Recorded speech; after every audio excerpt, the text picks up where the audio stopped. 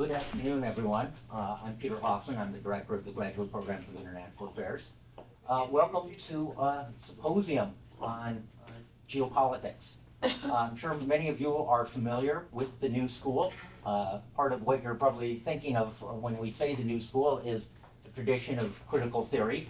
But I also want to remind you that this is also the place of critical practice, where we do applied work, where we make a contribution through projects, policy analysis, not just dreaming of utopias, but doing the nuts and bolts work of building a more just world.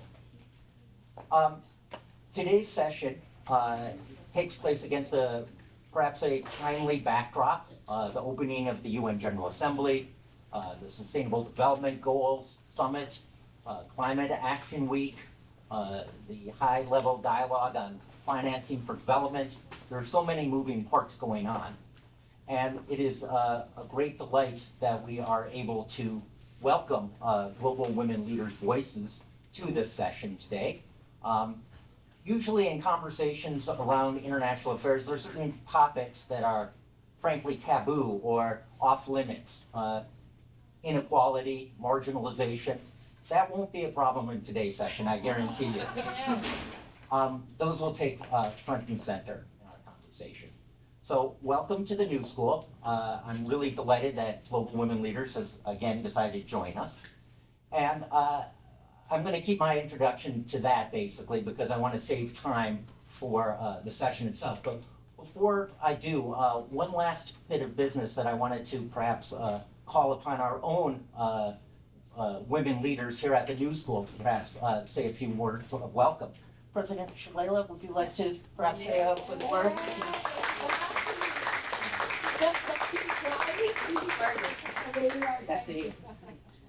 Great to see all of you.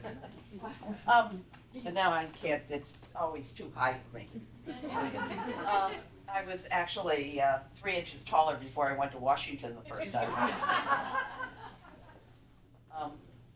I don't need the microphone, I lecture in large classes. Oh, you're recording. Oh my heavens. Be on the record. First of all, let me welcome all of you. You honor us with your presence, your extraordinary careers. Just are our model for our students. And I hope that they are willing to take as many risks as all of you were willing to take as part of your careers. I just came from the Clinton, the CGI, and Hillary repeated, women's rights are human rights are women's rights. And I remembered that I was there. I was leading the American delegation. I was actually there when she said it, and I almost fell on the floor. It was just such a stunning comment. But I want to say, it's too bad we have to keep saying that. We're literally, it's not just losing ground, it's that most of the world is under authoritarianism at the moment, and 2/3, I think, of the population of the world, and that makes a difference in terms of the kinds of rights we care about and the opportunities that we care about. So the opportunity for this community to hear from all of you, the opportunity for our students to ask you tough questions, you're under orders to do that. And the opportunity for me to be here at least temporarily. And so welcome. Thank you. All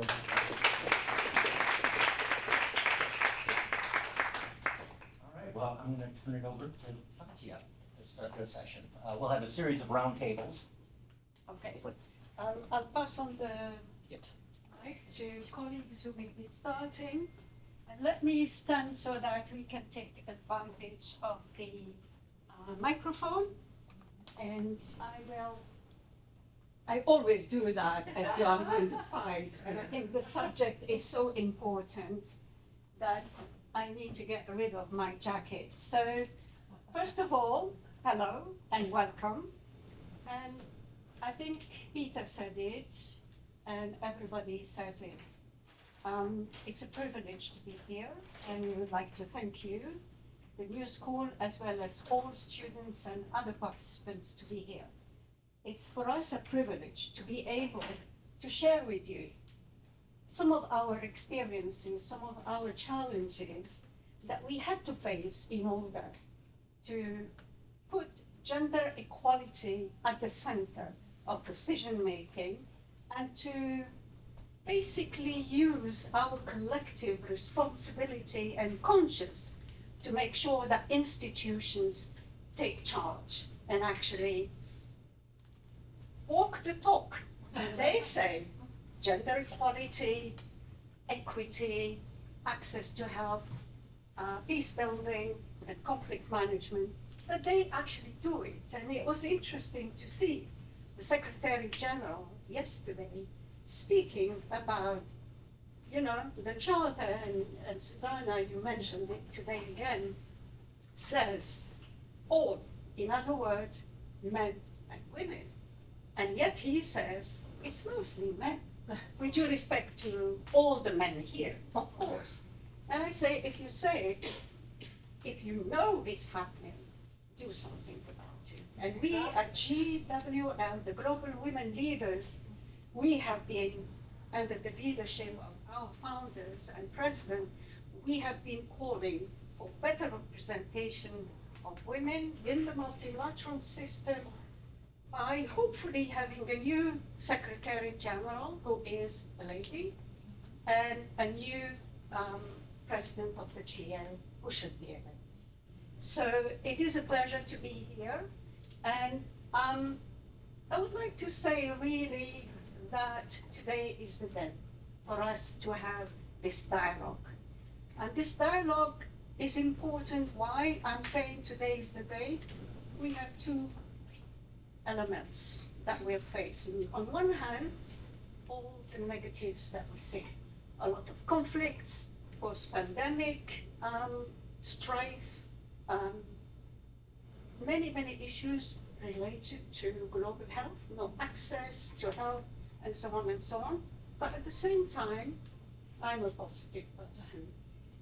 We are in New York, there is the General Assembly, but there are a lot of summits. The summit of the SDGs, the Sustainable Development Goal, where we are asking ourselves whether we have achieved. Then we have the Summit of the Future, the Climate Week, the education, and so on. Why is it important?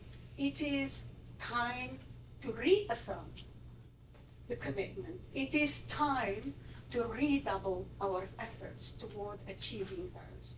So that's why our meeting today is important. And before I start going to colleagues around, I'd like to very briefly say what we hope the methodology is going to be. Number one, after my little speech, and this was not meant to be a speech, we will have 4 substantive sessions, right? Each session is 20 minutes, and it will start with 5 minutes by one of our students who will give the student perspective. It is important that we listen to how students look at issues before then the floor is given to the experts to share their views, their experiences.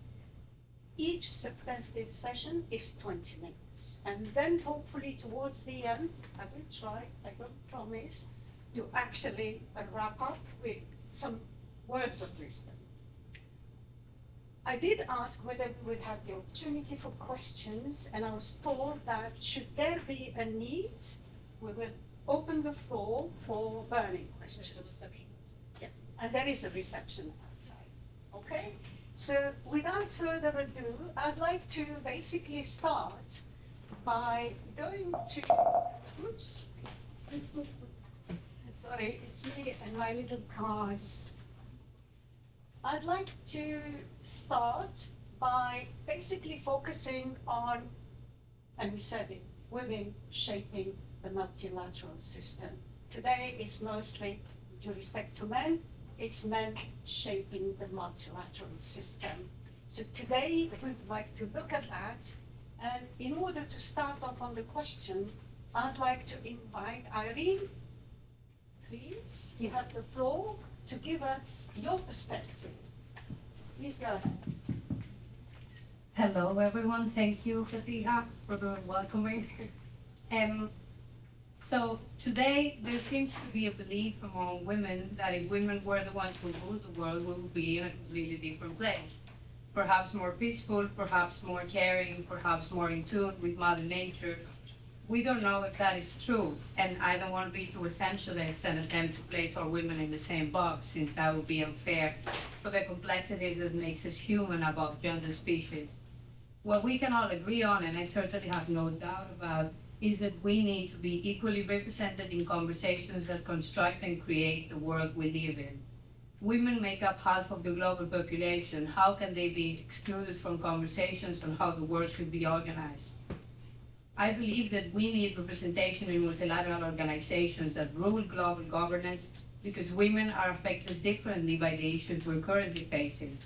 For instance, there is extensive research that evidences the connection between violence against women and climate change. For this reason, environmental governance needs to include women in decision-making positions for the protection of the global commons. Likewise, in the case of conflict, the risks of sexual violence and trafficking that women and girls face during violent conflicts need special consideration and urgently need to be a top priority in security and human rights discourses.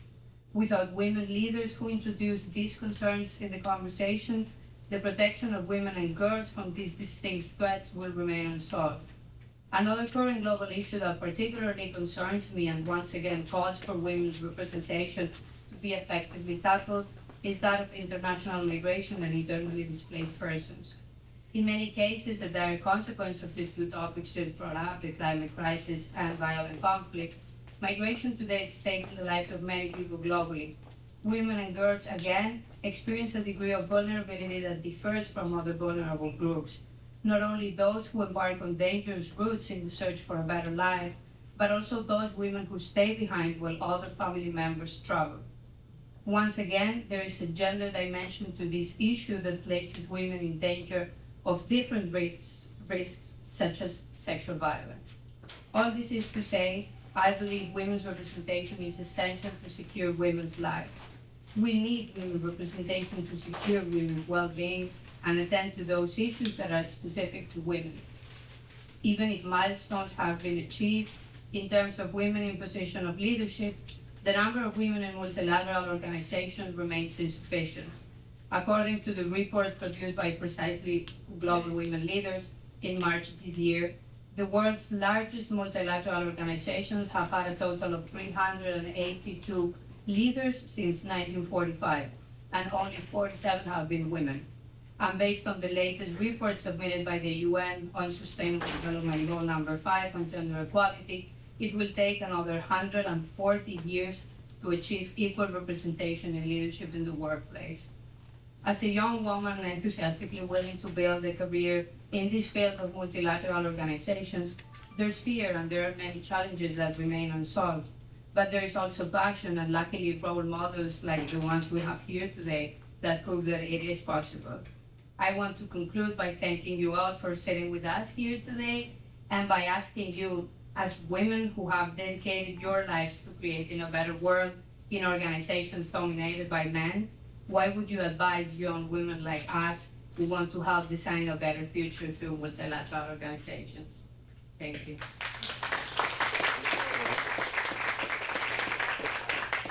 The advice is join the struggle and never give up. Sure. That's probably what I would say personally. Right? Thank you very much.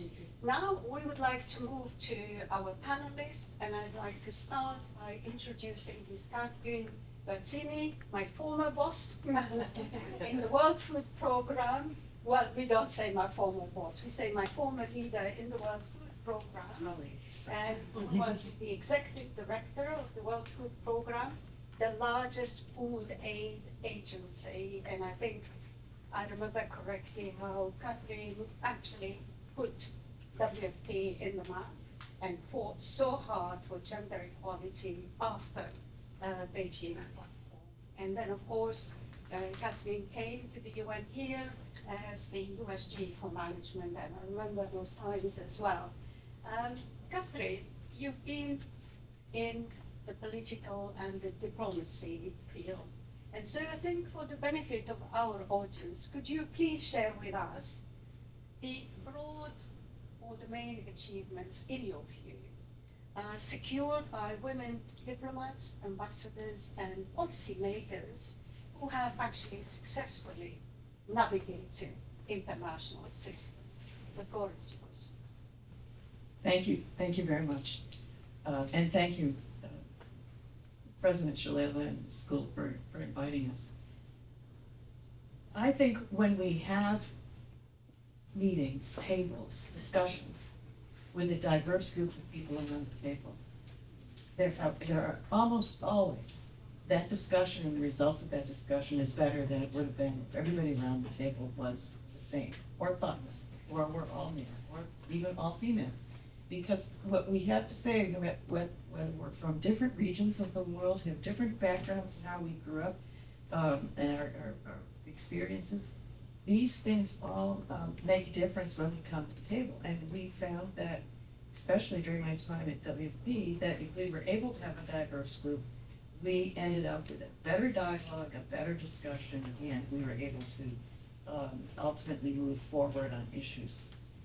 That's one. Second is I would encourage women and men interested in promoting the causes of women to consider how you can develop those in the context of the mission of the organization.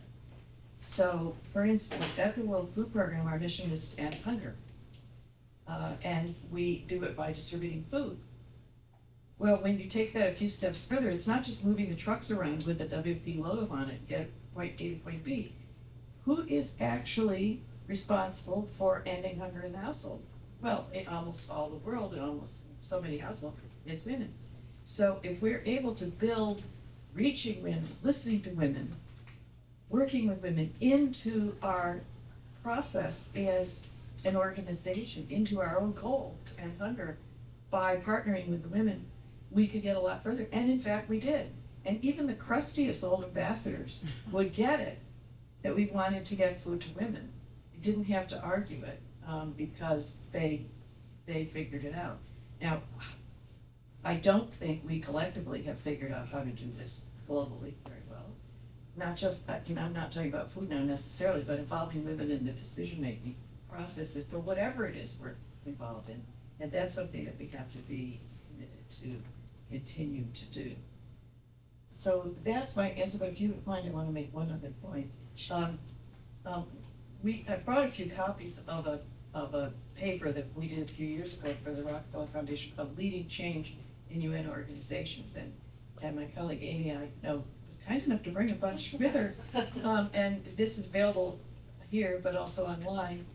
Helen Clark was involved in putting this together, as were others. And I would, it was written from my perspective as a 42-year-old woman walking in to run the WFP and being only the third woman ever to run a UN agency up until that point.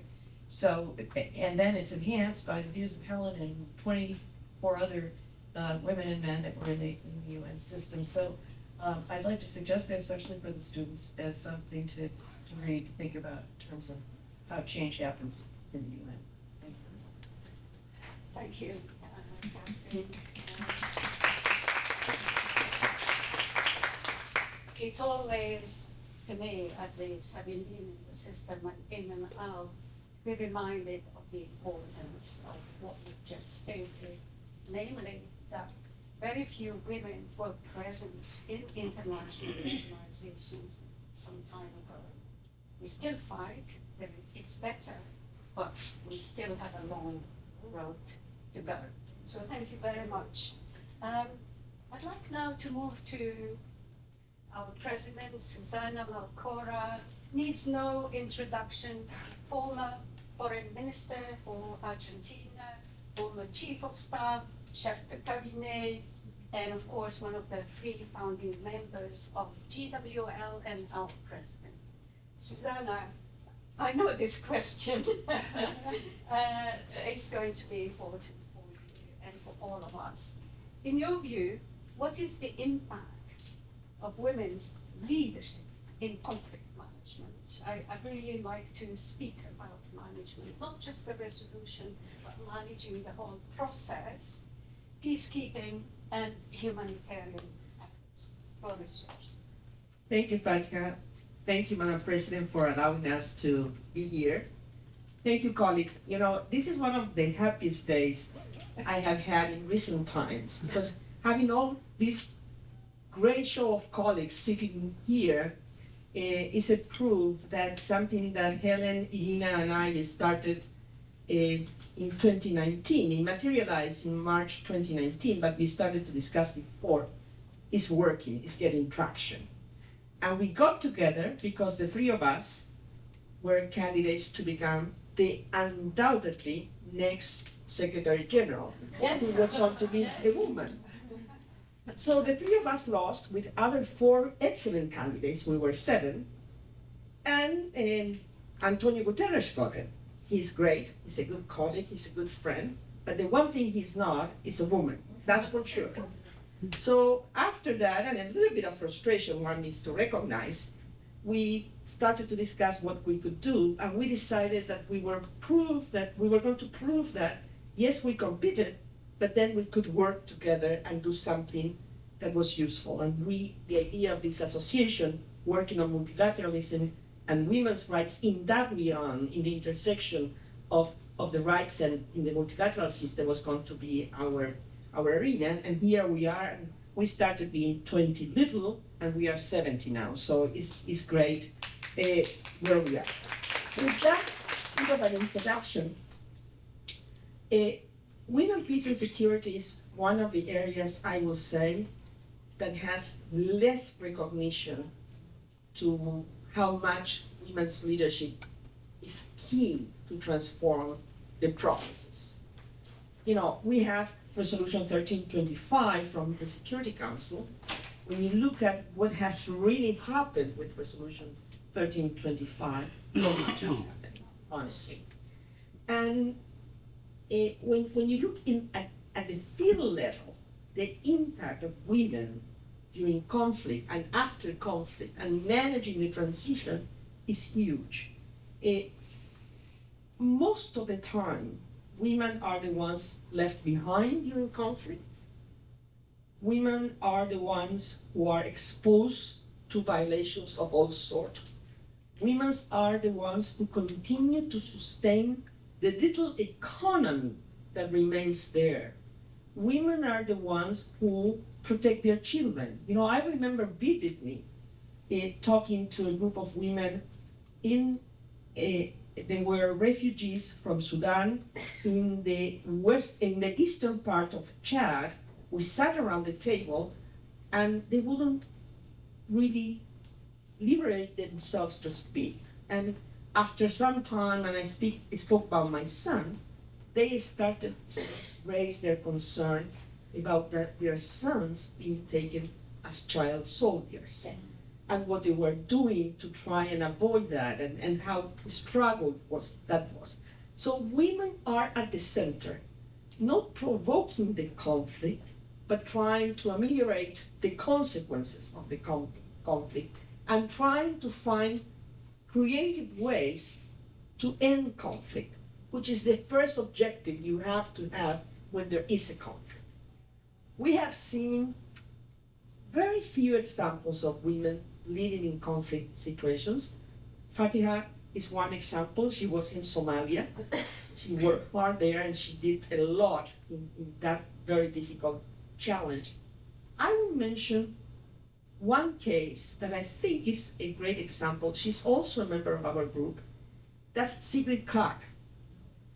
When the chemical weapons situation took place in Syria, overlay to the already significant problem of the civil war and the confrontation, we were able to secure, and some of us women did that somehow we were able to secure that the Syrian government will allow for the chemical weapons to be extracted. And people say, well, this is a very tough situation and we need to have a strong man there. And some of us insisted that a woman could do better. And it was a fight. Sigrid got the job. And she fulfill the objective in time.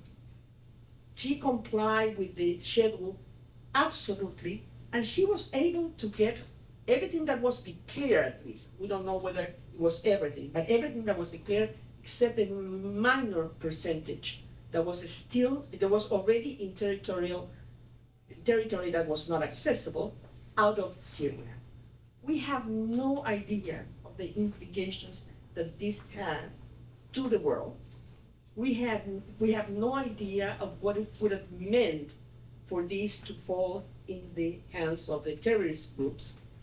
And it was a woman working in the most challenging situations, in the most challenging territory. So don't tell me women cannot do it. Of course women can do it.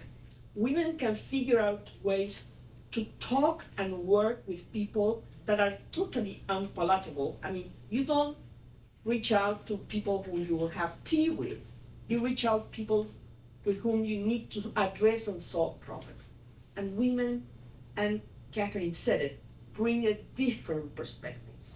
So bringing that different perspective gives more chance to address the issues in the case of crisis and in the case of war. And they also go much farther afterwards to really get to the peace building phase, which is the most significant one. So that's my experience with women in peace and security. I couldn't agree with you more. I remember during the first Taliban phase in Afghanistan, of course there were many other places, but being a woman, and definitely at that time speaking Arabic, and they all spoke classical Arabic, and a Muslim, actually gave me an advantage in negotiating the right for women, and I'm sure Catherine would remember, for the women's bakeries, for the widows, to ensure food security and revenue, but also other things. So that women's perspective is extremely important, because sometimes they're less conflicting when it's a woman thinking, oh, she's weak and we can manage, but it doesn't work out that way. That is my experience there. So thank you very much, Susanna. You really pinpointed the issues that women face. And also the important thing that we tend to forget when we are here doing the policies is that on the ground, localized solutions are driven by women. And they are sustainable and sustained. So that's very, very important. Can I just add one thing to the point about women being sometimes underestimated? I sure felt that happened to me when I walked into WP. But I want to share with everybody what Kofi Annan said to me one time. And he said it out of the blue. I don't know, well, I guess I can guess why, but it wasn't provoked by a part of the conversation. Just the two of us were sitting there. And he said, don't ever worry if people underestimate you, because then it's easier to surprise them. That's a very good point, and he was such a wise man. And let me add something about Sigrid, because it's pertinent to our conversation. Sigrid became Vice Prime Minister of her country, the Netherlands, and she just stepped down from politics because of the persecution she has in Anna and her family, due to hate speech and all the things you can think of, and she's been under death threat. So the fight continues. And it will continue, and you will get there. Thank you so much, Catherine, Susanna, and Marine, of course, for this segment. I'd like to move on to the next one, which is about women in politics. So they are connected, very connected.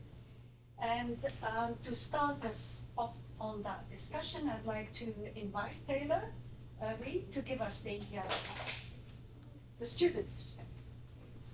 Make sure this is on. Yeah. Just checking, because you never know. Okay.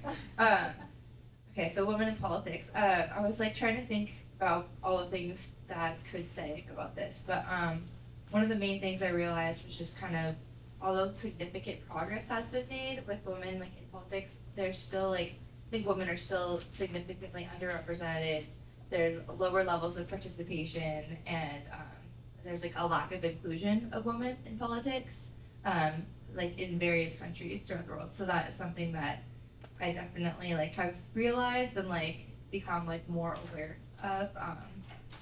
Just like I'm getting my master's in international affairs, so just like I don't know, any research I've done, it's just like something that kind of like concerns me or that like I like take issue with, I guess you could say.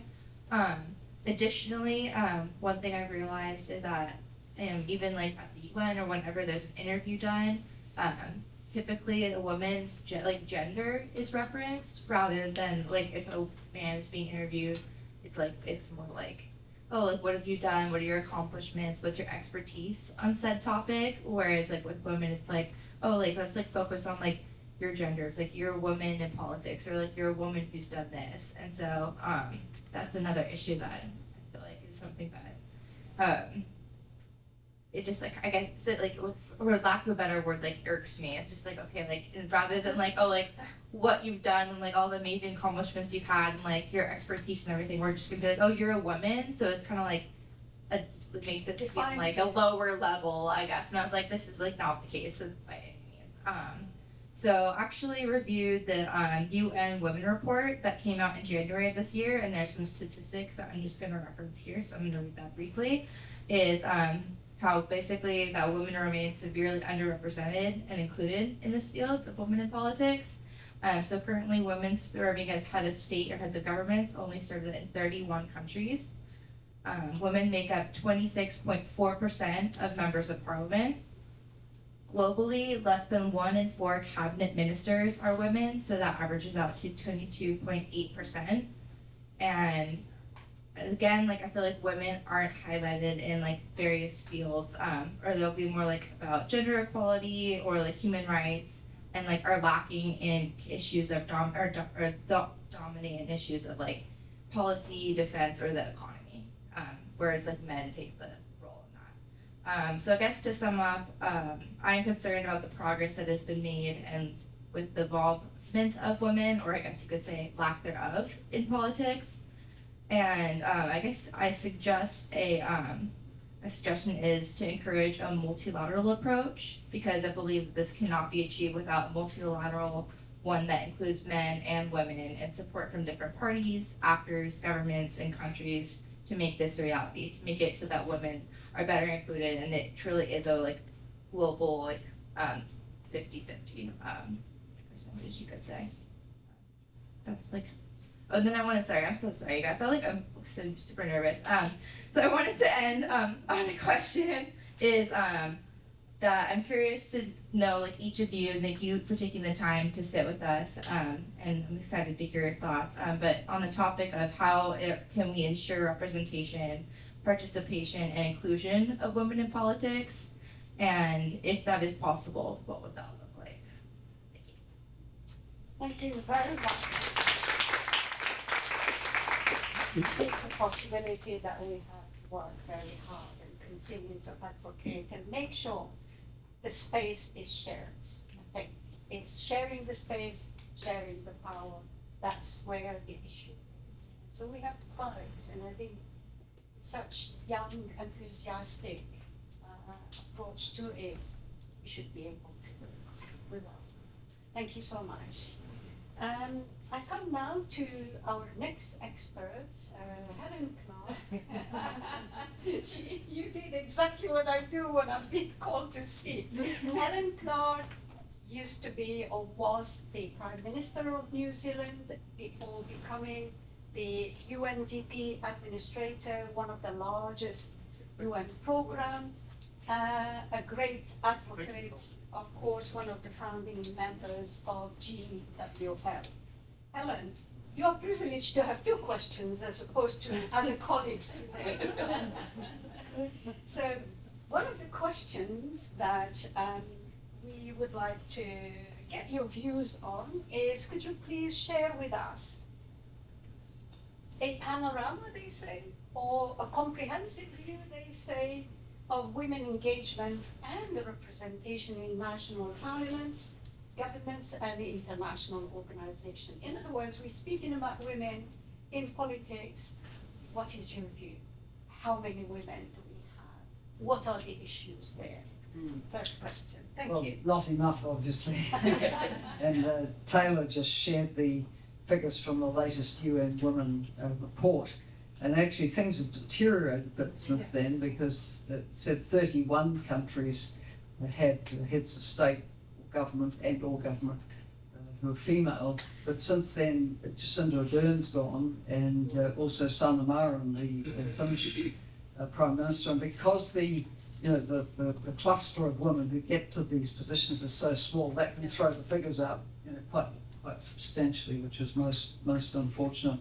There was one other key one I think you didn't mention, which is that there's only 13 countries in the world as of January where women made up 50% or more of the cabinets. So I think New Zealand was one, Spain would be another, Canada a third, but it's not so common. So there we are, sort of stuck down, somewhere around a quarter of the members of parliament, somewhere between a fifth and a quarter of the ministers, and this pathetic level of people at the top level. And some of the 31 countries, of course, we'll be counting a queen, right? Queen's a head of state. So, and some countries have women in both positions. So Estonia has been known to have both a woman PM and woman president at the same time. On the international organisations, the numbers of women at the top are actually quite a lot better than they ever used to be. As Catherine said when she came in, it was extremely unusual.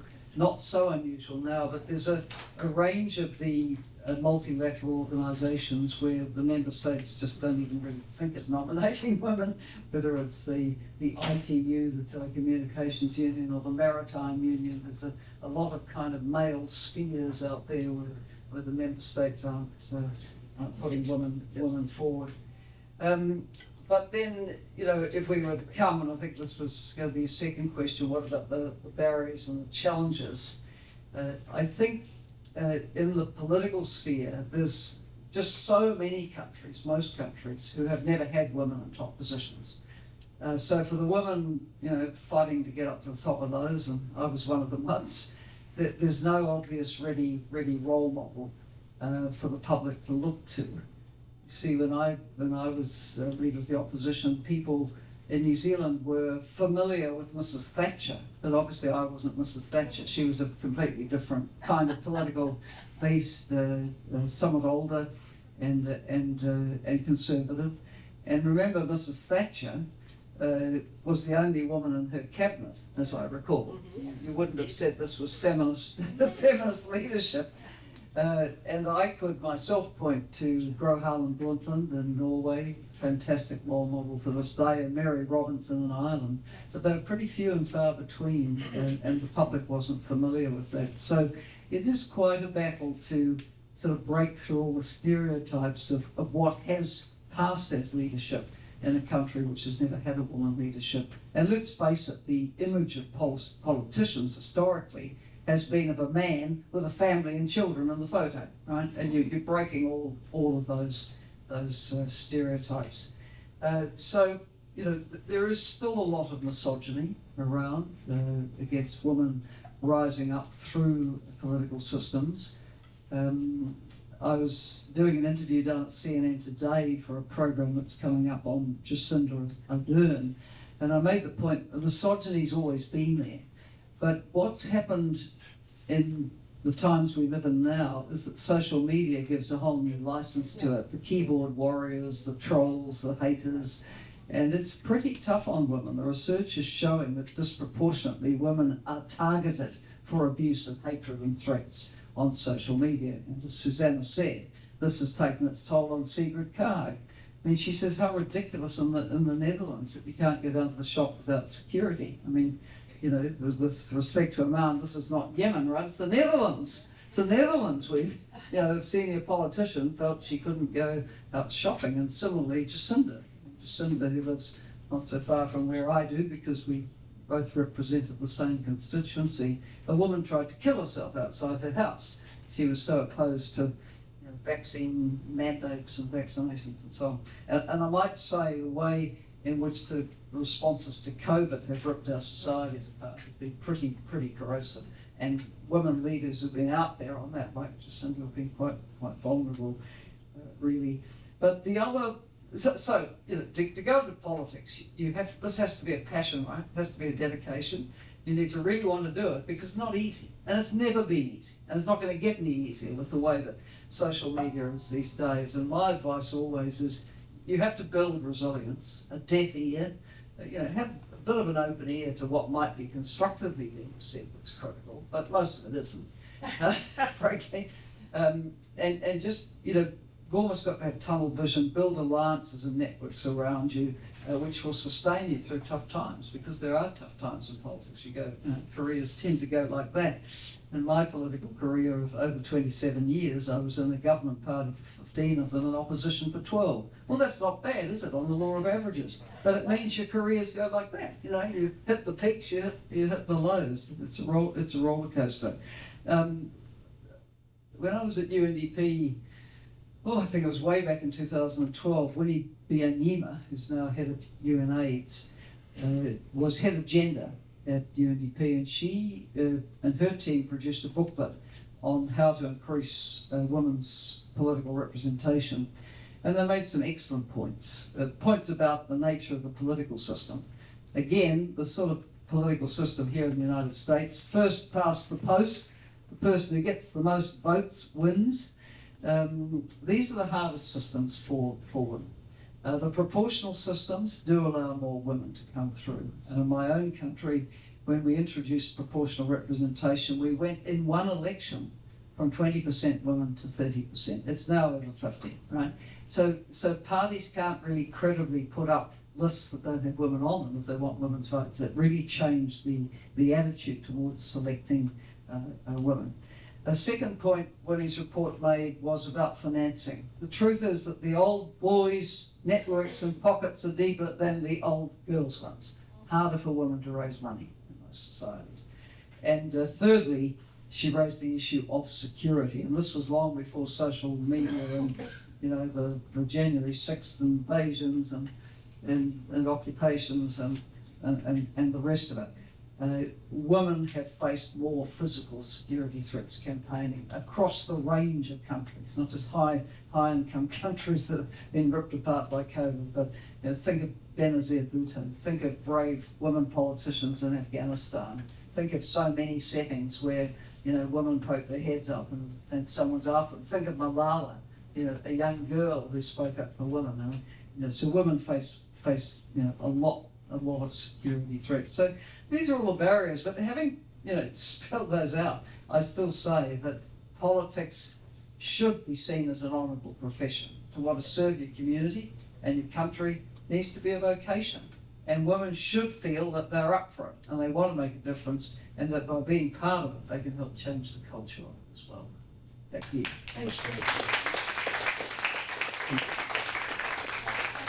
Thank you very, very much for bringing that real perspective of what happens when you get into politics at any level. You're not being considered for what you bring in terms of positive and contribution, but one is challenging the status quo where, you know, it's being driven by, due respect to men, by men. And therefore that challenge of having to share the space and the power becomes really critical in terms of creating constraints to that, challenges, but mostly, as you vividly explained, is really the increased insecurity that one faces today, whether on the streets or definitely through social media. And we tend to think, oh, insecurity is in our continent, African, in Africa or here or there. Not really. I live in London and you feel it there. I think the pandemic really marked those issues, whether it's internal violence or street violence or. So it doesn't mean, as you say, that we should be deterred from seeking political office if we have the passion, the desire to contribute, and the drive and resilience. I think it's very important. We shouldn't give up. We should continue to do that. So thank you very much for addressing the two questions. And now we come women, peace and security. Oh boy, I remember when we had Security Council Resolution 1325. I was pretty stiff. We were jumping and we said, this is it. It was not enough. It was not enough. So for women, peace and security, I'd like to call on Hannah-Kim to basically give us her perspective or the students' perspective before we move on to our colleagues. The floor is yours.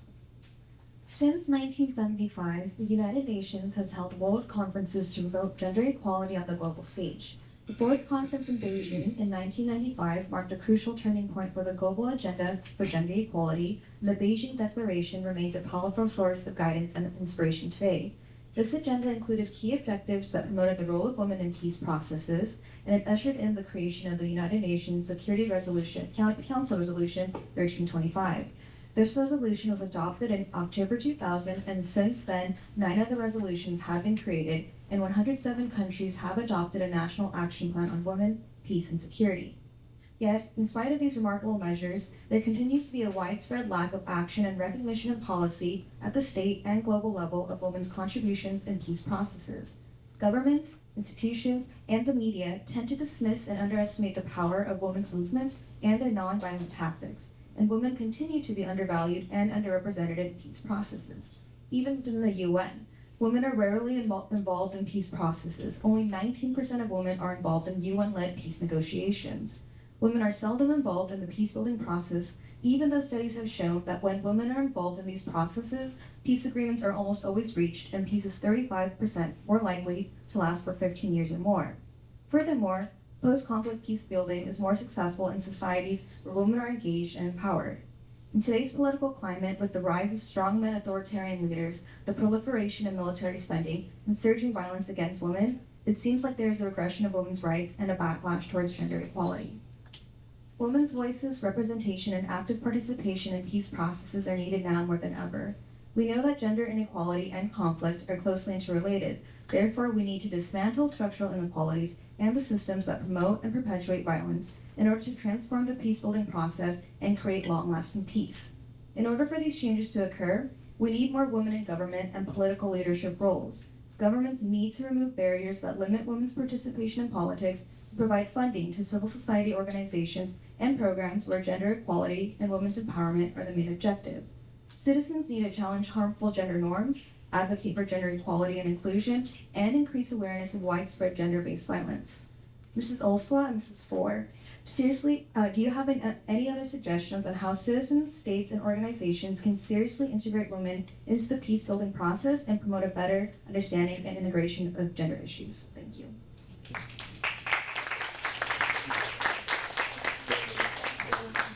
Of course, I always draw a parallel between Security Council Resolution 1325, Women, Peace and Security 2250 for youth, peace and security. And I think it's very important for our audience to remember there was that resolution which was followed by many others, and yet we see almost the same situation. So thank you very much, Hannah. I'd like now to move to my friend Amat and our GWL leaders. Amat was the first women minister in Yemen, and she was also assistant administrator and what you call it in UNDP, as well as in charge of the Arab Bureau. Right? Amat, it's lovely to have you.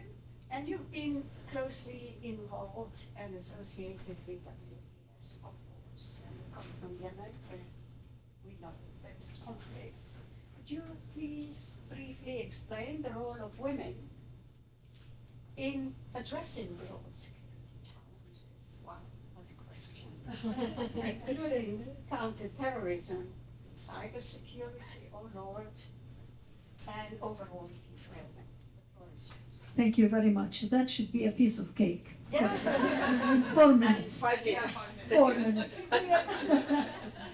Well, first of all, thank you so much for this opportunity. I'm quite excited and happy to be also sitting with my former boss, also with my all other wonderful colleagues here, and more specifically to be inspired as well about our younger colleagues, the students in this wonderful university, and to listen to them and to understand from them as well about their aspiration, their also ideas, their criticism about us, the generation that is passing.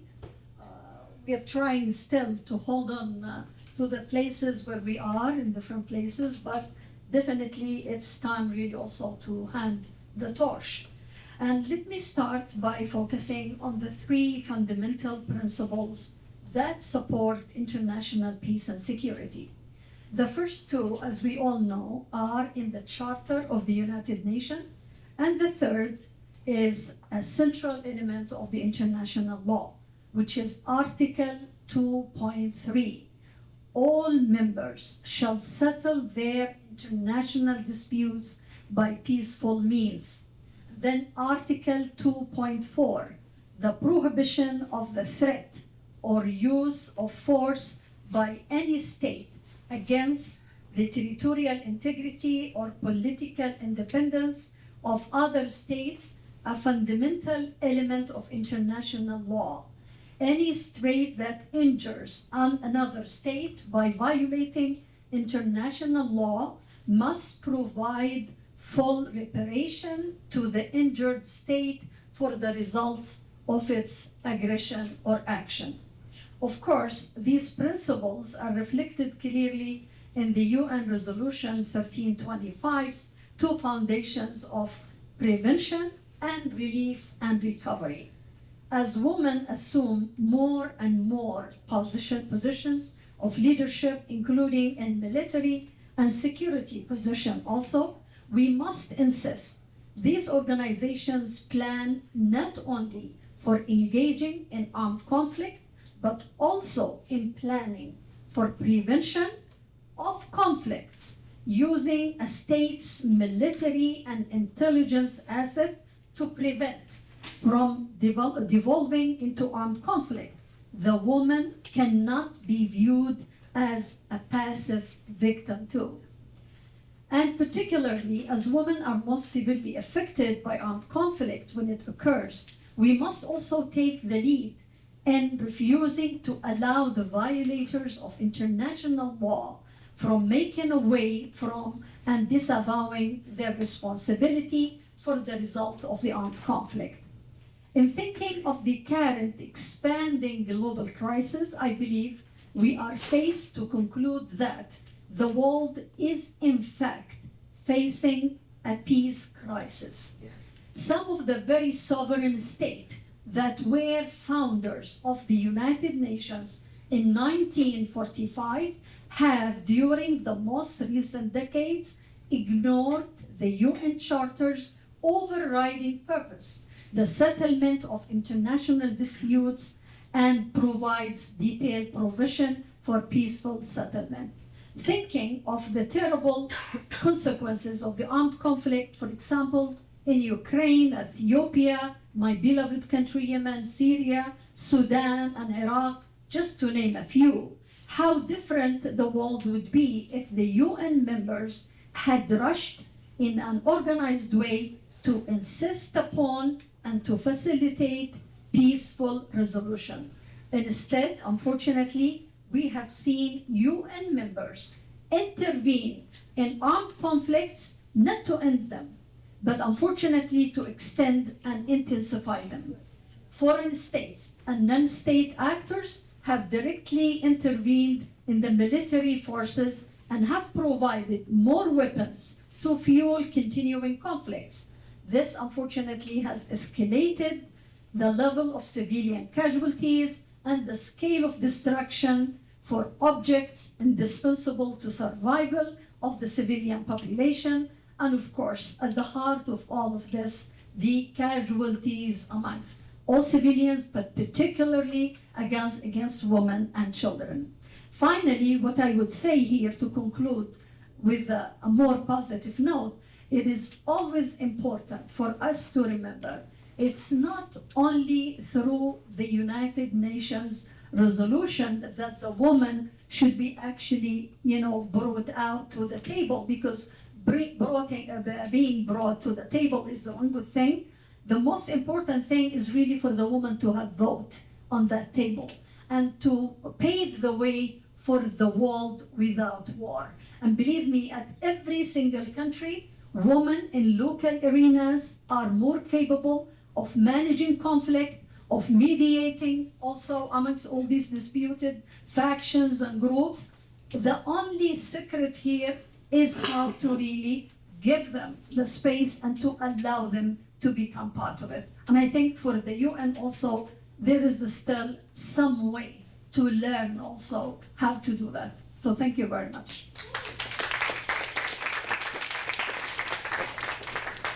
What the sad picture that we are facing, so many conflicts, the number increasing, and protracted conflicts like Yemen, Syria, and so on continue, and the failure of our systems to actually implement the Charter and to respect what has been said is really the sad thing.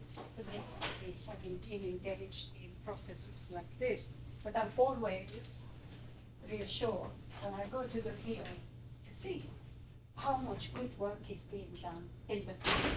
Women and young people, the drive, the commitment, the passion. This is where we should invest now. This is where we should invest. Thank you, Ahmad. I'd like now to move to our colleague Henrietta. Henrietta needs no introduction. She was the executive director of UNICEF, again, like WFP, one of the largest organizations, always present in the field, even when people are evacuated. Henrietta, welcome. And we go back again to Security Council Resolution 1325.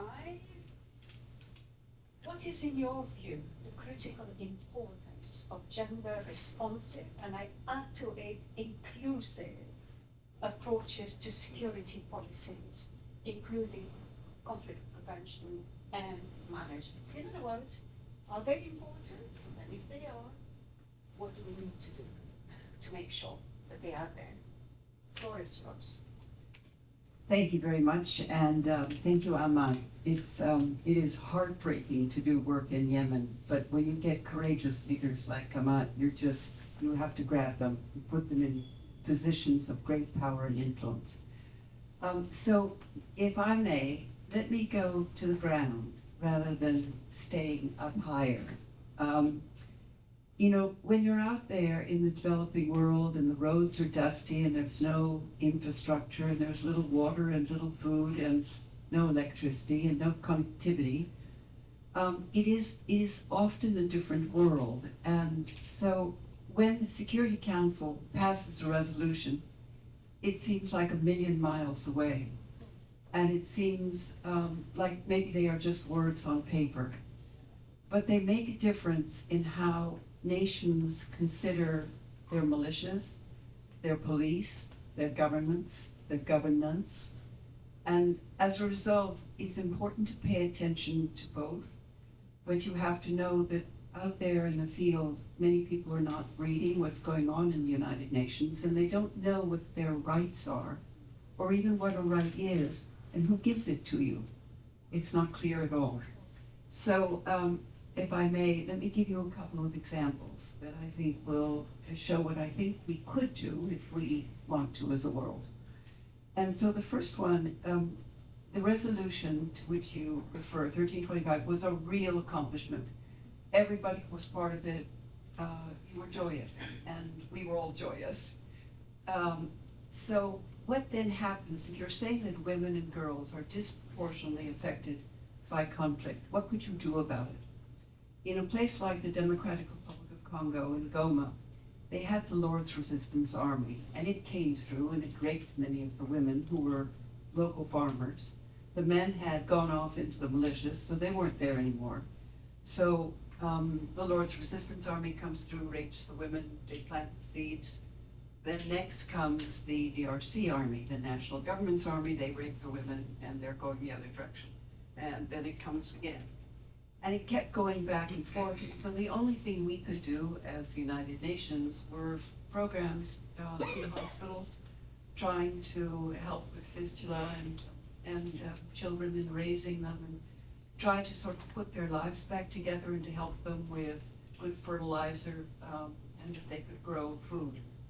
It doesn't seem like it's right, but if you were to have women in the peacekeeping forces, in the militias, it makes a difference. And I think we could press for that, and I think it would do well. You can now see when you go out traveling in the world that several prime ministers and presidents have women's security details. I think it will make a difference, and I think we should press for it. The second example is that often we don't know what to do with the children who are caught in conflicts, particularly the girls. And sometimes they are recruited along into the militia as cooks, and then as they grow older, as brides.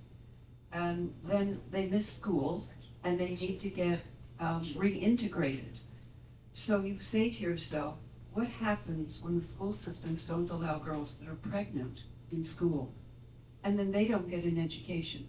So we have to be more understanding about an entire girl's and woman's life and what she needs before, during, and after conflict, before, during, and after resettlement, so that you create an ecosystem, an environment for a young woman to grow up. And then thirdly, talking about peacekeeping, in the Horn of Africa, it seems that we do peacekeeping operations constantly, and we are constantly in peace negotiations, one group or another. So we were entering a village, and it was a very small village. And because we were most honored Westerners coming into the village, the head, men, invited us. They were all there, looking very serious. Not a woman to be seen. We go into the room that they were gathering us. It was just a small hut. And there were just enough chairs for them and just enough chairs for us. And then a woman appears at the door, and she's carrying her own chair. She puts it down right smack dab in the middle of the floor, and she said she was now going to be part of the conversation. So I think one of the things we have to do is to make sure that we bring our own chairs, and that you make sure that there are always extra chairs, so that when you go somewhere and you're going to do a peace negotiation, you get the women there. They are absolutely the ones who decide who gets the water in the village. Is it going to be the herders or the farmers? They're the ones who decide whether or not you're going to take the polio vaccine or not. They're the ones who are going to decide if there is going to be a village school. In Syria, when several of the towns were leaving and running toward Idlib, they were the ones who decided that they were going to take the furniture out of the schools so the children could have desks rather than taking their living room furniture. But it's the women who will create the peace. So we need to be sure they have a chair. Thank you.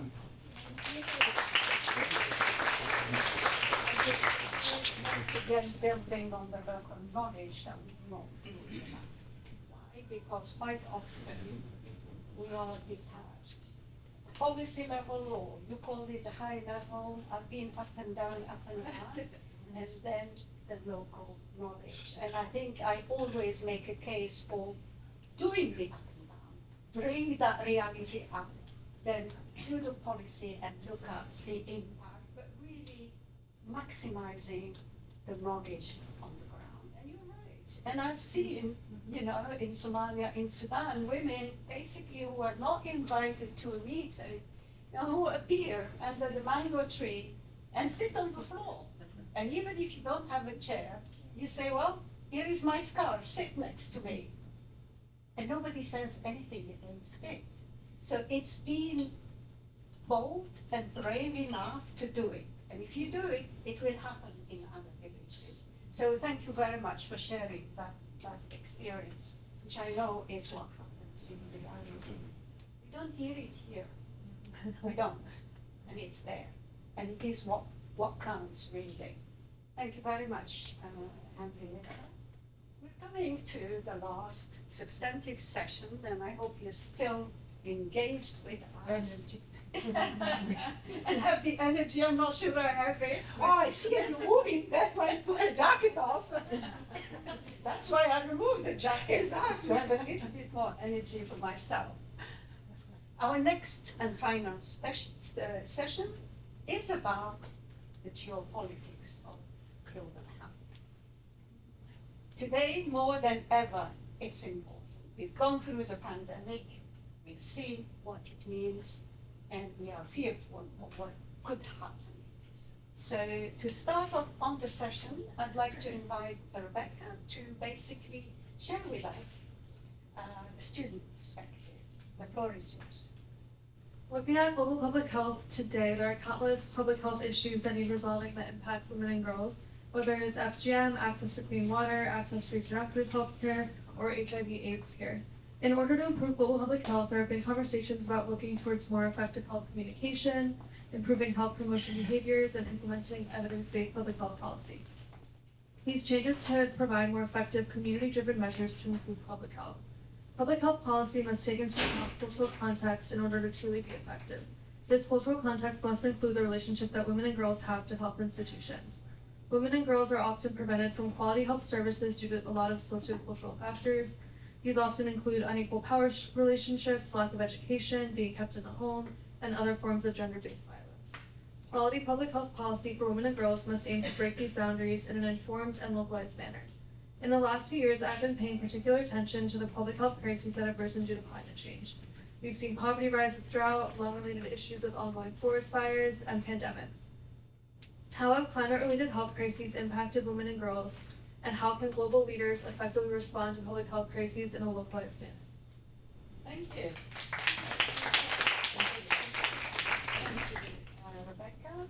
Now I'd like to move to you, Flavia, and I'd like to introduce Dr. Flavia Destero, who used to be the Assistant Director General of the World Health Organization, WHO, and in charge of women's health and children's health as well. It's good to have you, and as we said, this is a very important subject matter for us to continue to focus on.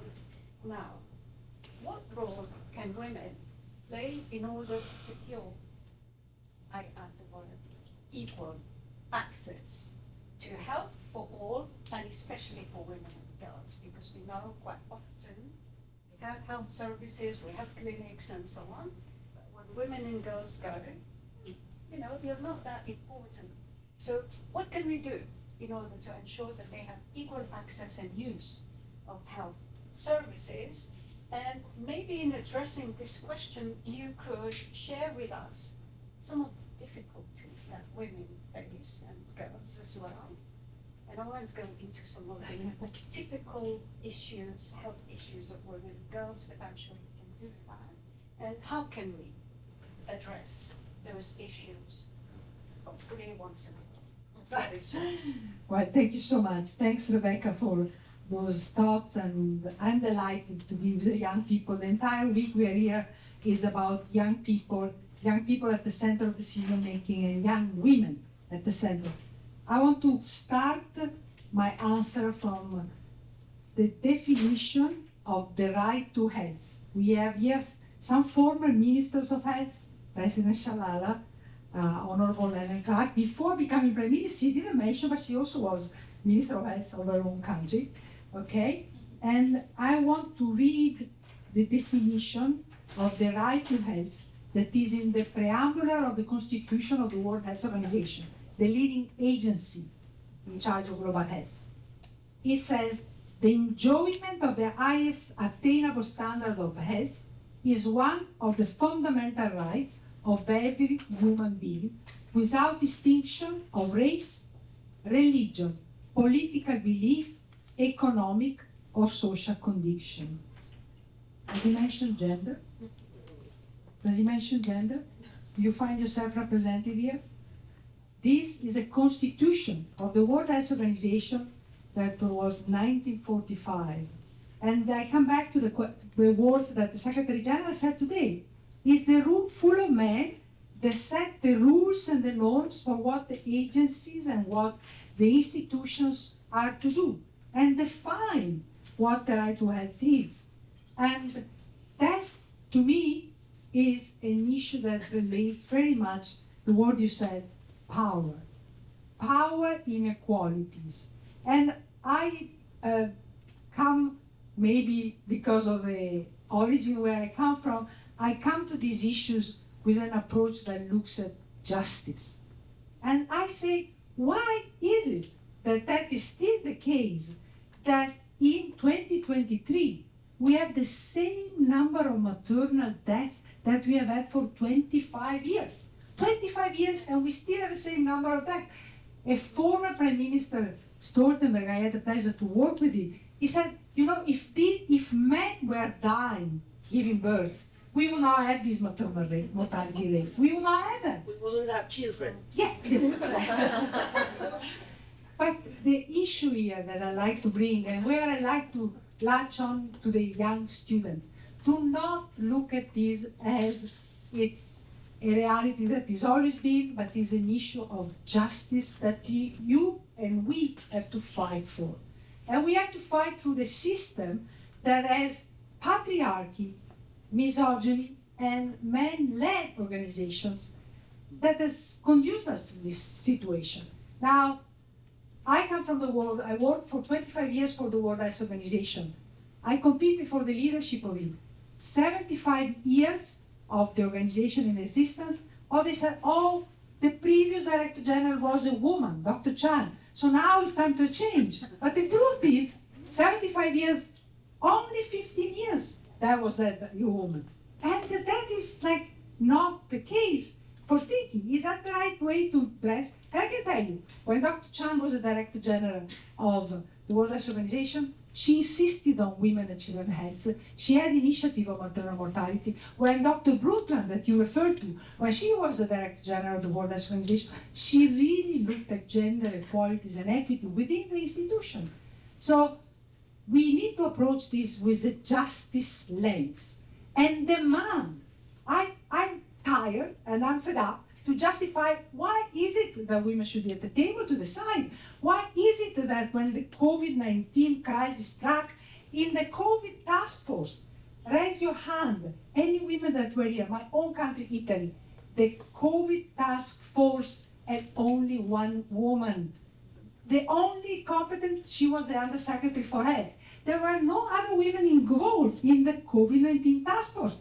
When crises come, like you have said, when crisis come, when difficult time comes, women are not there.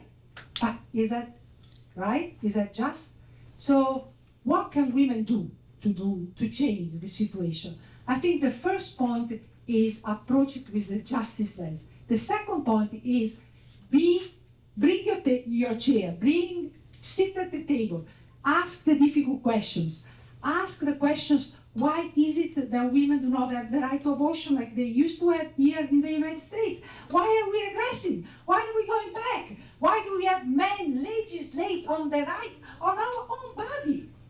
Ask those questions and ask them with the pertinent knowledge and the pertinent realization that there are others out there that can also support what you're saying. So I think that's the second element. The third element is know your own health. You know what the challenges that you will be facing. Know that you have issues of reproductive health during your lifetime. You have issues of cancer, breast cancer, cervical cancer. You have issues of mental health. Postpartum depression is one of the least talked issues that affect women. It's like a taboo. It's something, oh, well, she's a little bit low because of, she had kids, but no. So know your own health, know that you can reach out, and don't be afraid to speak up. The issue that affects us all, 1 out of 3 women over the course of a lifetime experience violence. Physical violence, psychological violence, mental violence. And the majority of that violence episodes are from partners, what we call intimate partner okay? Intimate partners. So these are the people that live with us. So again, the message is, don't be afraid to speak up. There are others that have gone through this route, and one of the things I'm most proud of chairing a Lancer Commission on gender-based violence is there is a huge survivor movement that is coming to the fore. I was yesterday at the Clinton Global Initiative. There are a lot of young people that are actresses like Ashley Judd, that she speaks so passionate about what she suffered, and she's not going to take it laying down. So the issues that we're facing in geopolitics in health, they are the manifestation of imbalances of power that affect our life. And we can only transform that if we create allyship of groups of us across different sectors, across different experiences, to confront that imbalance of power that affects us.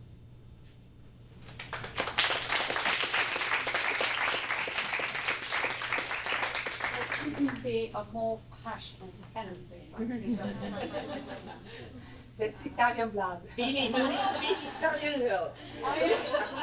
am Mediterranean, so we are the same. We are the same. Thank you very much. Yes. There is one additional thing that I really want to say. It's also time that we do not talk only about women in leadership, but we demand that when women are leaders, that they are feminist leaders, okay? This is why I'm saying that, because right now, my country, for the first time ever, a woman, a young woman, you know what one of the first things she did? She took away the possibility for children that were adopted by LGBT couples to be recognized. So these children are children of no one, okay? Is that the kind of leadership we want? I demand no. So we want feminist leadership for women that are in position of power. And we should, in fact, we should be very strict on them and hold them accountable, because that's not what we want.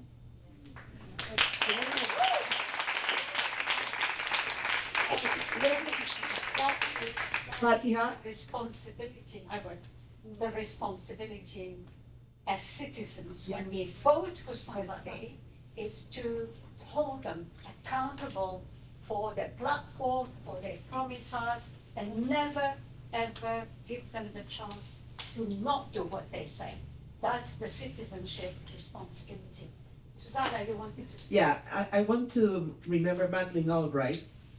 She's one of our members. She was one of our members. She's a member emerita now. And she had a famous phrase that say that the road to to hell was paved by women who got to senior positions and did not help other women. She said it better than this, but it was amazing. And I've always remembered that.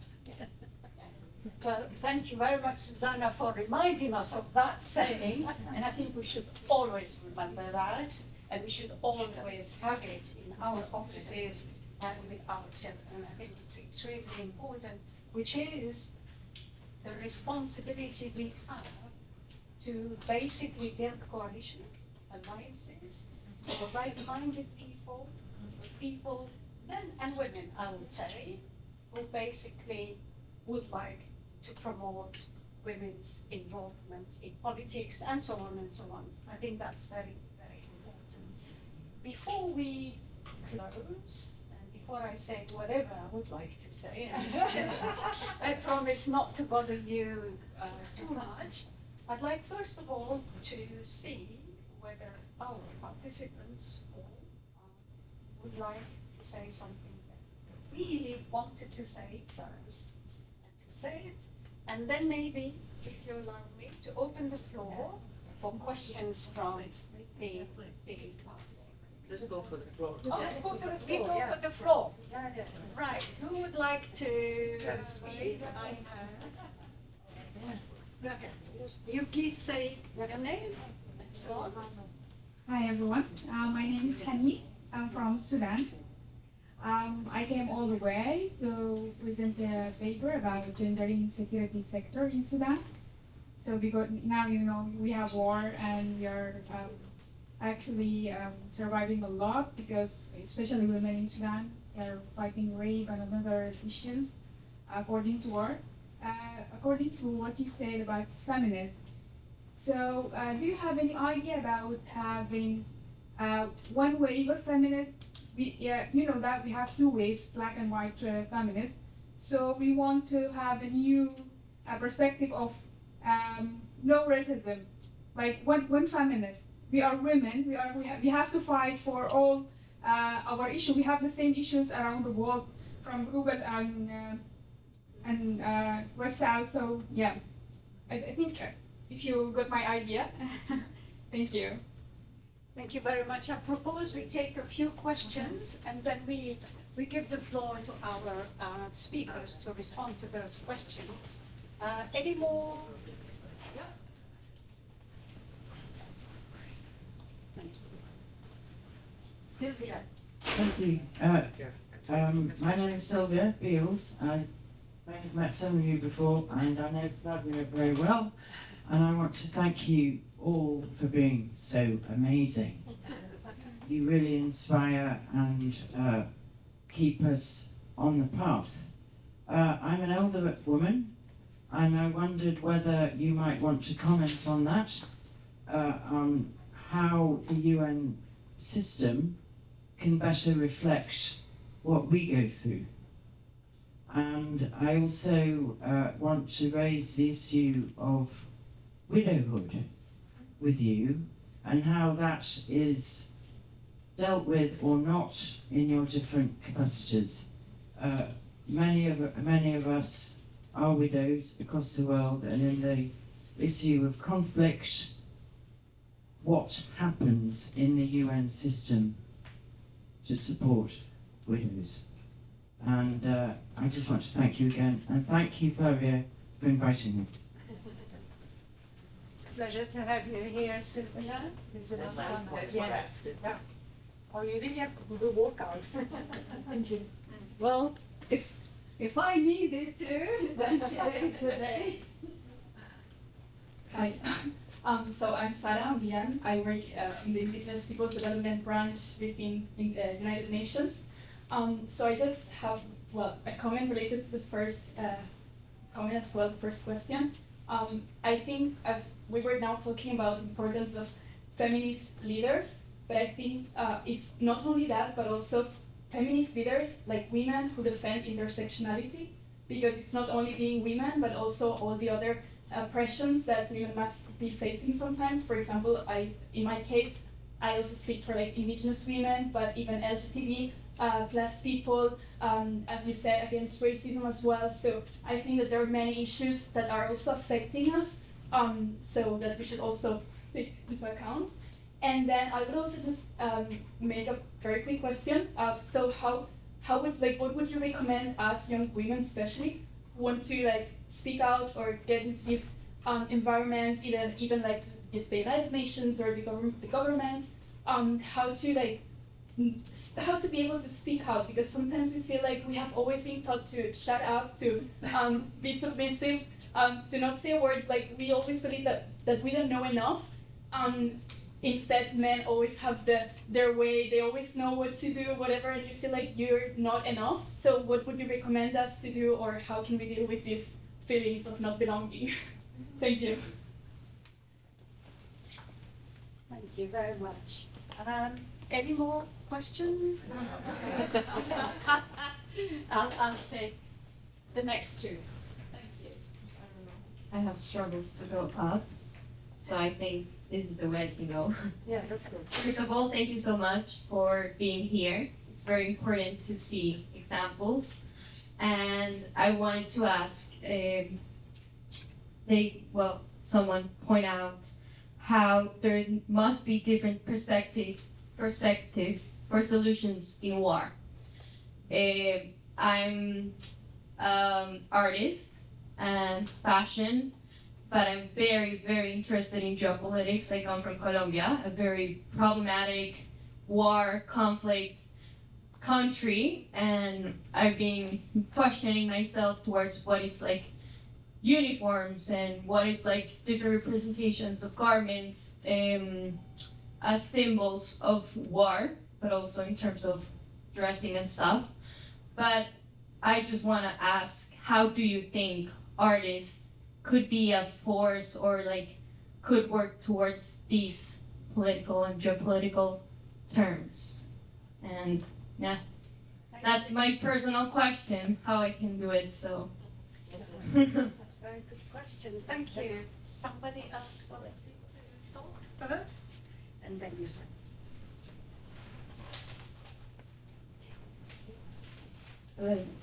Thank you.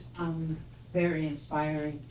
My name's Miriam Aristifarer, and I'm a first generation Dominican, and I'm a student. I'm a much older student, and my question is ageism.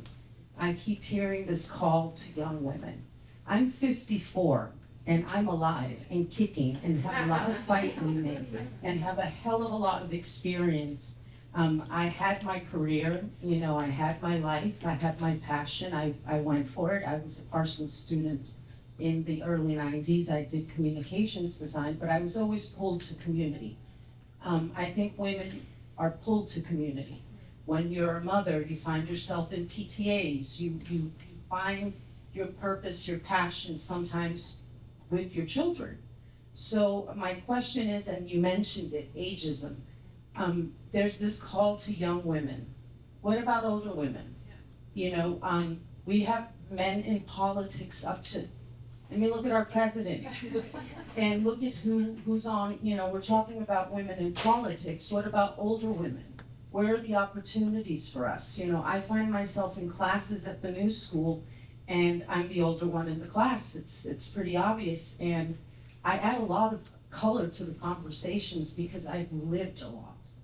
What people are dreaming of, experience, I've done it. I've done a lot of it, but I haven't stopped questioning and challenging and really upset by the patriarchy. So how do we do this inclusion of multi-generations of women? You know, indigenous cultures value that. I feel like we're losing that, and that is something that we should be pushing in as well. That's all. Thank you very much. Thank you. Last question, thank you. Hello, my name is Gabriela.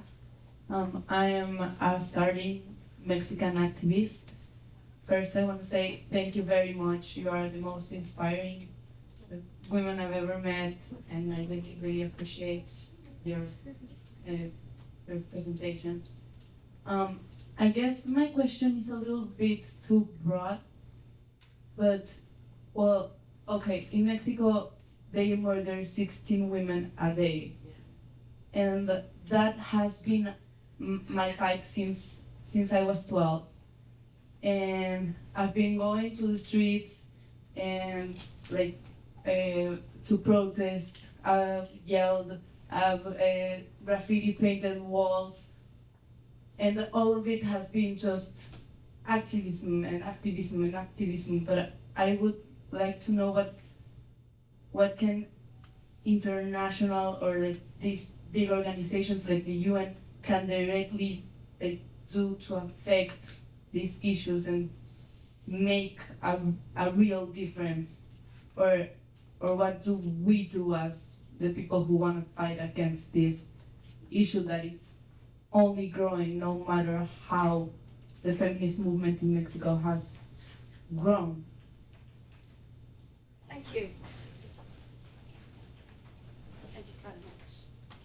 Right, we've taken a few questions, and I would like now for our panelists, young and less young, say, oh, if I told you my age, you wouldn't believe it. To basically respond as freely as possible.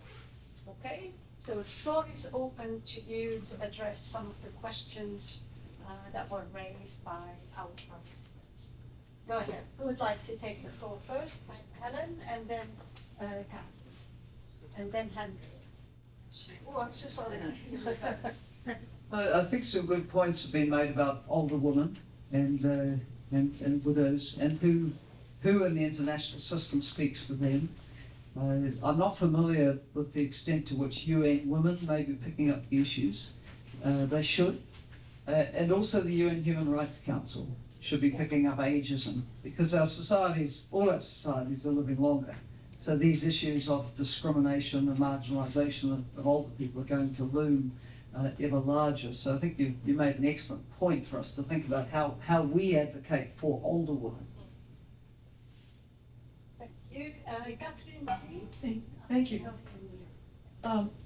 Thank you. Several points. One on feminist. If I understood the first question properly, feminism probably means the same thing around the world, but it doesn't apply the same way around the world. It's a really northern word in my view. I certainly learned when I was in WP and we were going throughout Africa, trying to reach women, especially helping to put women in positions of leadership so they could be our interlocutors. I was asked so many times, don't call it equality. And by women, don't call it equality. Don't say that we're going to try to have all the same opportunities, even though that's really what you're working on. Actually, I wanted more opportunities because I wanted women to be managing the food, period. But I just heard this so often. Just be careful, because if we talk too much about using your words, meaning my Western words, we'll get beat up and nobody will pay attention to it. So please give us the opportunities, but please respect the language. So I don't know how other people react to that, but that was what I learned in that context. So we talk about opportunity, but I have to say, Melinda Gates, I worked for a couple of years at the Gates Foundation, and Melinda Gates wrote in her book, A Moment of Lift, about trying to convince Bill to pay attention to women. Because he started from that same premise. I don't want to hear about this equality stuff. And I'm paraphrasing to be polite here. And I said, when she writes, Catherine Virginia said to him, now, we're talking about effectiveness here. And if you want to be effective in agriculture, you need to be talking to, listening to, working with the people that are doing the real work in the fields, and those are women. So don't just go to the town and sit there and talk to whoever comes to see you, because that's the job of men, and the women are in the field. So a couple of years later, I was driving down this road, and I almost drove off the road because I was listening to an NPR National Public Radio interview with Bill Gates, and he says, well, you know, not many people know it, but most of the farmers in Africa are women. Okay, I guess we got to there. Artists, a comment about artists. Artists can do so many things that can inspire people, girls, women of all ages. I keep a collection of women at work that I picked up all over the world. They're little figurines, big hanging pictures, because it inspires me to look at them. And I don't know, but they're nameless women, it's just women working. And that's an inspiration to me. But you know, we've seen the pictures of little girls looking up at a big public mural that somebody has painted of a prominent woman, and looking up in awe and trying to reflect her in her glory. I think there's so many things artists can do to help celebrate women and pass it on. And then finally, expertise that we have at 54 or 73 or 25. One thing that I observed was that it's based on one of two different things, maybe more, but I noticed that some women achieve because they respect their geographical base. So these are women that are going to end up running for elective office, for instance. They've got to have a geographical base. And then other women succeed because they have an expertise base. And then it doesn't matter kind of where they live, because they move around to use their expertise. So I've just tried to pay attention to those two different broad career paths and how to support people that choose one or the other. Thank you. You have a microphone, so now it's going to be in front here, and then I come back. I just also wanted to pick up the issue of older women that was raised in the audience. More than 10 years ago, I suggested a special issue of the World Health Organization bulletin that was entitled Women Health Beyond Reproduction, and was looking at the issue after, because This is one of the issues also that I want to highlight. We cannot just be seen, our health cannot just be seen as, in the word of the Mexican former Minister of Health, as a vessel for reproduction. So you're right that there has not been, unfortunately, in global health and the geopolitics of health, there's not been enough focus on the health of older women. The issues are different. It's not that women live less. In fact, women live longer, but they live with less quality. And increasingly so, there is this phenomenon of what we call the care economy. So women are drawn, both when they work and when they finish work, they are called upon caring for the rest of the family, and that has implication for their health. So this links also to the issue of ageism that you raised, that ageism is different for the two genders. And very often, when you look at an older politician, that if it is a man, is seen as wisdom. If it is a woman, it's not seen in the same way. So the issue of ageism, they have to be looked upon with a gender lens and analyzed. And again, I don't think the United Nations, and you mentioned that, I know there is a discussion and conversation on the right of older people. I think that's an entry point where, for sure, these issues have to be highlighted and spearheaded. Thank you very much, Flavia. I think, yes, I'm coming to it. There is, and Sylvia knows that very well, we worked on it. There is the Madrid Plan of Action for older people, which is quite specific on that, but sometimes we tend to forget it. So thank you for bringing that. In fact, when you were speaking about postpartum, the depression, I was going to say, postpartum, yes, more and more now in the UK, actually, this is being talked about quite openly, and some decisions that we made. Okay, Susanna? No, because Anna? the two ladies here. Okay, Marietta, Anna, and Susanna.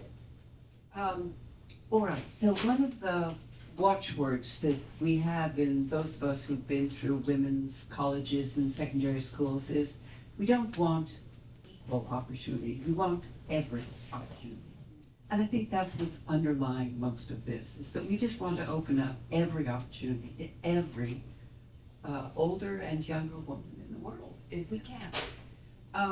To the artist, can I say that, yes, I have a couple of people who've been at UNICEF also can share this if you need it, but we have art programs for children coming out of conflict situations in almost every country. So whether it is Rohingya or whether it is in Yemen, they will be art programs. So we always look for art teachers who can be remote or who can be in person in the countries to try to help children overcome their concerns. Mental health is now an enormous issue for everyone of every age, but it is just starting to come into the consciousness of those of us in humanitarian and development work, because we're trying to put money and programs in place. All of them will have an art component. So you're on the beginning end of how artists could help out overseas. And then to the confidence of young women. I think two things can help. One is have confidence in yourself. You know a lot, and just don't keep saying in your own head, I can do this, and I have an idea.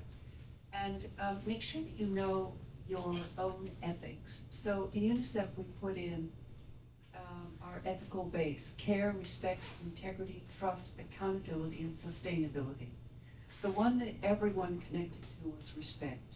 If you practice that in an office, the men and the women will notice, and they will understand how you speak, when you speak, and what you speak about. Thank you. Thank you. I just wanted to say one sentence, perhaps, and this is in regard to when I heard the young lady who spoke about Sudan, and just to remind ourselves too, coming from the MENA region, the Middle East and North Africa, Yemen in particular, it really behoves me as well to, for example, recall even before Margaret Thatcher in the UK, and the other as well, female leaders to the right or to the left or in the middle or nowhere. We have had actually the first prime ministers in India, in Sri Lanka, then Pakistan. So it's very important as well to remember that the whole world is going through a retreat, unfortunately, from basic elements of developing, themselves, of accepting as well the leadership of women. I can say that I can go back as far as the Queen of Sheba in Yemen, pre-Islamic, like 3000 before Christ as well. I mean, she's known. You can read the Bible, the Quran, and all other religious books, and you understand also that she was only referred to in our holy book as the most democratic person who governed Yemen that time, 3,000 years ago. And no other man or woman has been actually honored even by that. So I think it's very important as well to remember that at one point of time, our societies and the whole world is changing and moving and roaming towards so many changes. And it's always very important to remember that one has to believe in herself, in himself, and to accept nothing less being treated with full dignity as a person, as a citizen, as a full citizen, and to do also and to act on the duties based on the law. Because most of the problems that the world is currently undergoing is because of the missing governance, the basic governance elements, the rule of law, the human rights, and all of this. So I think our regime as well and the UN system as well needs as well to again revamp, renew. It's also recalling about the reading the UN Charter, applying it as well, respecting it, because in this respect, it means we respect all humanity.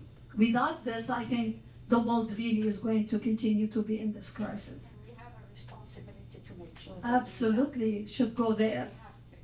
Absolutely. Responsibility. Susanna, please. Thank you.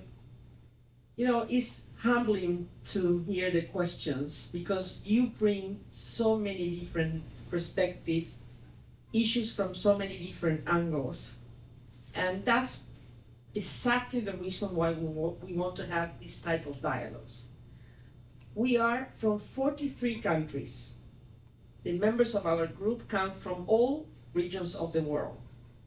And we want to secure that we address the issues that we have in our mandate, that we gave ourselves in our mandate, taking into account the different realities on the ground throughout the world.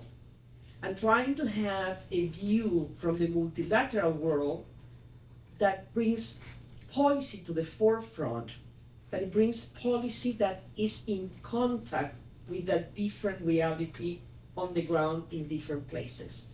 So listening to you, listening to our Mexican friend talk about violence in Mexico breaks my heart. I'm from Argentina. We need to find ways to bring to the forefront, in the right arena, what are the issues that we still have unfinished business with. And many of them have been there for a long time. Some of them, and Helen said it, we need to put in our agenda the question of ageism and older women, since we represent part of that too, and bring it to the forefront. So thanks for not only asking the question, but for bringing issues to our attention that we need to add to our work. Mm-hmm. So thank you very much.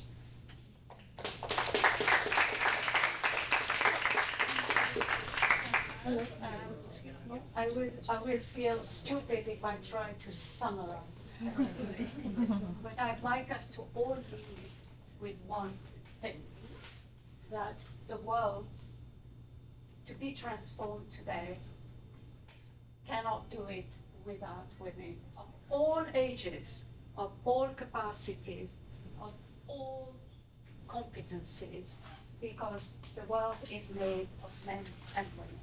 So, on your behalf, I'd like to thank you, to thank the ITER and the whole university or new school for giving us the chance to share with you our experience. Of course, I'd like to thank younger students, less young people sitting at the table for sharing very frankly. I think what I liked is the fact that we've been very frank about what is missing in our world today.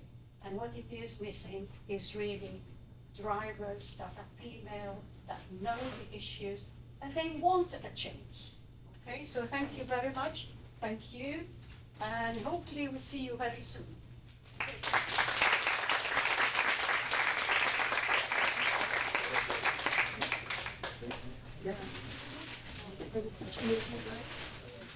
Thank you for coming. If you want to grab a coffee.